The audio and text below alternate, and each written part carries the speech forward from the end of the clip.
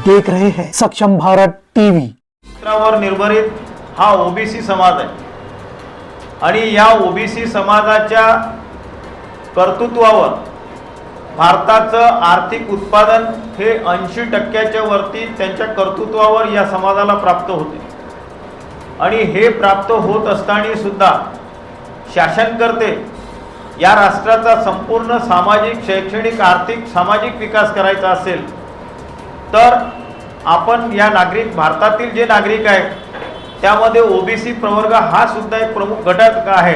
ते या घटकांची पण जाण घेतली पाहिजे। या घटकांची जाण अगर आमच्या शासनकर्त्यांनी घेतली तर भारताचा सर्वांगीण विकास साध्य होऊ शकतो।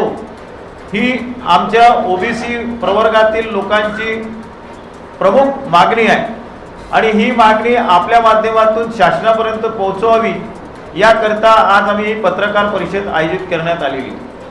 शासनातर्फे जेव्हा इंग्रजी शासनकर्ते या राष्ट्रावर राज्य करीत होते तेव्हा इंग्रजी शासनकर्त्यांनी या राष्ट्रामध्ये ओबीसीची जनगणना व्हावी ही कल्पना त्यांना त्यांच्या बाबतीत त्यांना सुचली।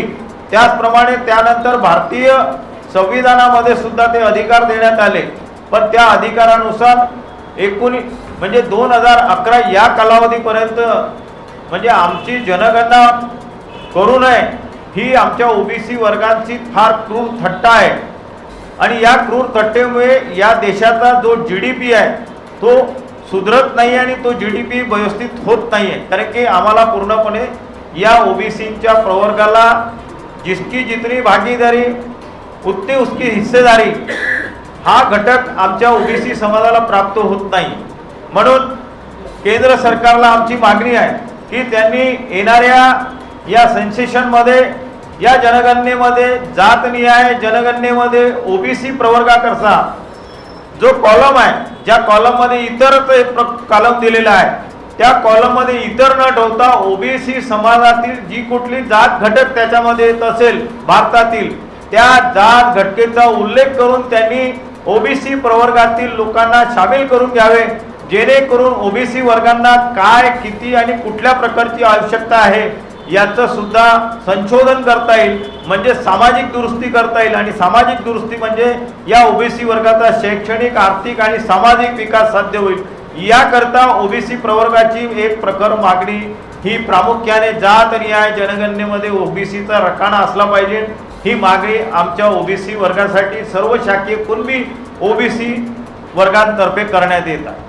त्याचप्रमाणे आमचा दुसरा मुद्दा आहे की शेती ही निसर्गावर नियमित आहे, पण शेती ही निसर्गावर नियमित असताना सुद्धा शेतीसाठी जे काही निसर्गाचे मारे लागतात ते तर लागूनच राहिले, पण आज जागतिक स्तरावर अमेरिकेने भारतावर जो टॅरिफ लावलेला आहे तो टॅरिफ 15% भारताच्या कृषी उत्पन्न मालावर लावलेला आहे। म्हणजे भारतातून जो माल निर्यात करण्यात येईल त्या निर्यातीच्या मालावर भारताला टॅरिफ लागेल आणि जो तिथनं आयात माल अमेरिकेतनं भारतामध्ये येईल त्याच्यामध्ये टॅरिफ 0 लागेल।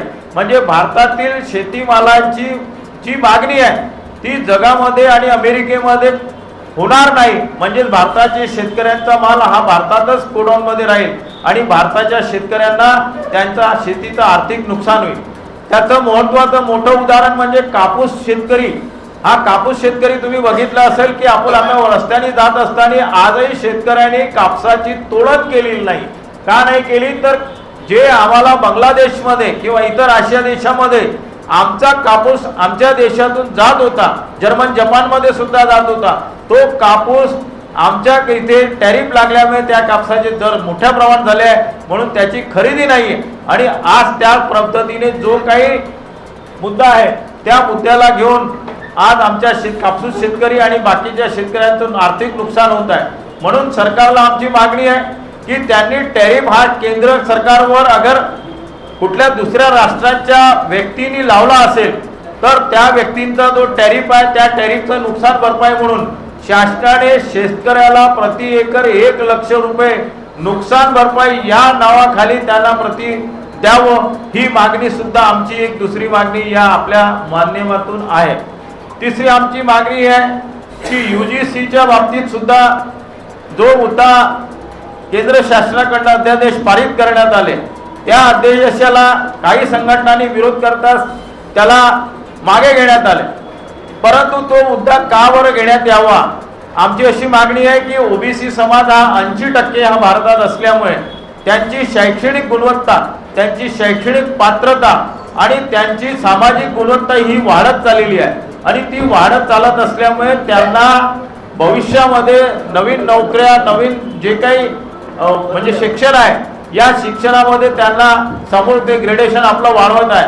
तर त्यामध्ये जे सुवर्ण समाजातील काही प्राध्यापक, काही लेक्चरर हे त्या प्रमाणामध्ये मोठ्या प्रमाणामध्ये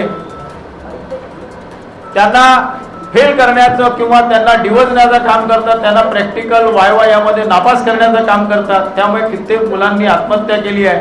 ती आत्महत्या थांबवावी म्हणून UGC कायदा लागू व्हावा हा आमचा आपल्या माध्यमातून सरकारला आम्ही मागणी करतोय आणि पत्रकारांच्या माध्यमातून आम्ही सरकारला हे आमचं मत पाठवतोय. धन्यवाद.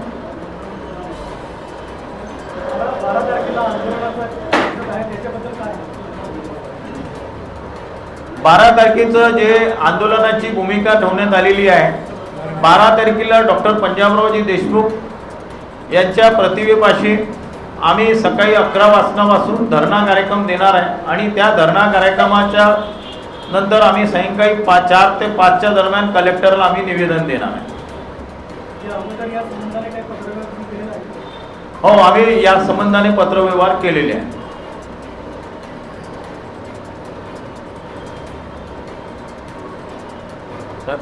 ही देशामध्ये ज्या प्रकारे आम्ही राजसत्ता सांभाळतोय, आमच्या देशाच्या राजसत्तेमध्ये मी कुठल्या पर्टिक्युलर संघटनेचं नाव घेत नाही, पण राजसत्ता सांभाळत असताना राजसत्तेमध्ये जे प्रशासकीय वर्गामध्ये जे अधिकारी अंग्रेजाच्या काळापासून बनत आलेले आहेत, त्यांची स्टेपिन वर्ग आजही काय तर ओबीसी वर्ग 0 मंत्रालयात.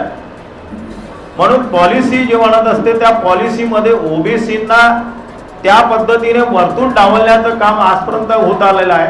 म्हणून आम्हा ओबीसी वर्गांना आमचं जो नाही, जसं 2019 मध्ये 314 विद्यार्थी UPSCची एक्झाम पास केली, परंतु त्या 314 विद्यार्थ्यांना कुठल्याही प्रकारची नोकरी प्राप्त झाली नाही. त्यापैकी 7 विद्यार्थ्यांनी आत्महत्या केली. म्हणून ओबीसी वर्गावर अन्याय होतो हे आमच्या ओबीसी समाजाला सतत लक्षात येते. म्हणून ओबीसी समाजाला राजसत्ता हातात आहे, परंतु त्यांना प्रशासनामधला जो कॅडर आहे तो कॅडर त्यांना डिसिप्लिशन मध्ये टाकत असते आणि त्या याच्यामध्ये टाकून त्यांना ती जबाबदारी पूर्णपणे करण्यामध्ये असक्षमता ते निर्माण करतात. त्यामुळे ओबीसी समाजातील खालच्या तळागाळातील माणूस हा मोठ्या वरच्या राजसत्तेच्या पदावर आणि प्रशासकीय पदावर गेला पाहिजे, ही आमच्या चळवळी मागची भूमिका आहे.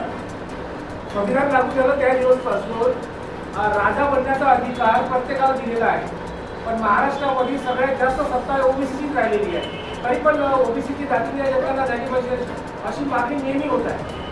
का ओबीसी समाज हक्क घेण्यासाठी कमजोर पडते आहे?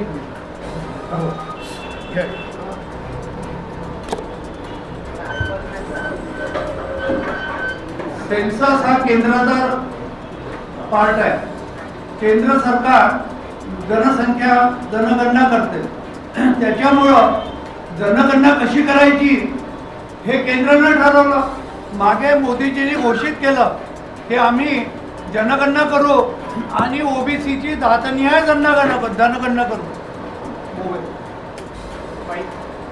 ठीक, परंतु आता असं नजर येते, लक्षात येते की जेव्हा त्यांनी फॉर्मॅट बनवलं त्या फॉर्मॅटमध्ये ओबीसीचा कॉलमच नाही. जर त्याच्यात कॉलमच नाही आहे, तुम्ही कुठल्या माणसाची जनगणना करता, पक्षाची जनगणना करता आणि ओबीसीची जर जनगणना करायला तुम्हाला एवढी लाज वाटत असेल, हिचकिचाच वाटत असेल, तर मग त्याच्यात काय पर्याय आहे? त्याच्यासाठी आमचं हे आंदोलन आहे, शेतकऱ्यांसाठी आंदोलन आहे. UGCचा अध्यादेश या BJP सरकारने आता काही महिन्यापूर्वी काढला. त्याच्या मागे उद्देश काय होता की ओबीसीचे जे विद्यार्थी आहेत, जे विद्यार्थी UGCच्या याच्यामध्ये शिक्षण घेतात किंवा नोकरीला अप्लाय करतात, जे आहे त्यांचा प्रोटेक्शन करण्याचा तो अध्यादेश होता. परंतु उच्चवर्गीय काही संघटनांनी त्याला विरोध केला, जाणून बुजून विरोध केला आणि सुप्रीम कोर्टातून स्टे घेतला. आमची ही मागणी आहे की तो स्टे व्हॅकेट झाला पाहिजे आणि पुन्हा ओबीसीला जे संरक्षण त्या अध्यादेशाद्वारे मिळालेलं आहे ते कंटिन्यू राहायला पाहिजे. हे गृह राज्यमंत्री असताना त्यांनी सभागृहात त्याच्या विसंगत विधान केलं पुन्हा की धोरणात्मक निर्णयानुसार फक्त SC आणि ST व्यतिरिक्त अन्य कोणत्याही जातीची गणना केली जाणार नाही. त्यानंतर आपण पत्रकार आहात, आपण सज्जन आहात की लोकसभेमध्ये राहुल गांधी यांनी या विषयावर वारंवार प्रश्न विचारलेत आणि वारंवार या प्रश्नाला वाचा फोडली आणि मध्यंतरी पुन्हा शासनाने सूतोवाच केलं की ओबीसीची आम्ही जातीय गणना करून त्याचा पालक एक वेगळा नमूद करू तसा. परंतु आता हा जो फॉर्मॅट आलेला आहे आपल्याकडे, आता एप्रिल 2026 पासून जो जनगणना पहिल्या टप्प्यातली प्रस्तावित केली त्यामध्ये 3च फक्त कॉलम आहेत, एक SC, एक ST आणि अदर्स. म्हणजे सगळ्या ओबीसींना त्यांनी अदर्स मध्ये तुम्ही करा. पण आता ओबीसीची जी हा जो संवर्ग आहे त्या संवर्गातल्या किती 385 किंवा काय त्या जाती महाराष्ट्रात आहेत अस्तित्वात याची नोंद कुठेही येणार नाही. त्यामुळे जो आपला लोकशाहीतला जो सिद्धांत आहे ज्याची संख्या जेवढी राहील त्याच्या प्रमाणात त्याला सत्तेमध्ये आर्थिक लाभामध्ये वाटा मिळायला हवा. त्याच्यामुळे हा ओबीसीची एक एक्झॅक्ट जनगणना होत नसल्यामुळे त्यांच्यावर सातत्याने अन्याय होत आहे आणि हीच भूमिका लावून धरण्यासाठी